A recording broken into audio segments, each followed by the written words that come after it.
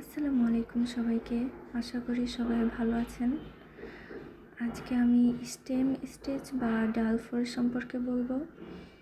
এটা আপনি ডাল জাতীয় যে কোনো জায়গায় ইউজ করতে পারবেন।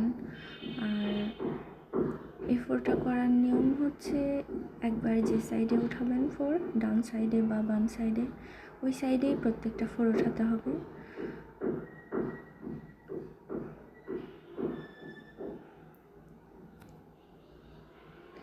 আর ভিডিওটি যদি ভালো লেগে থাকে অবশ্যই সাবস্ক্রাইব করবেন আমার চ্যানেলকে।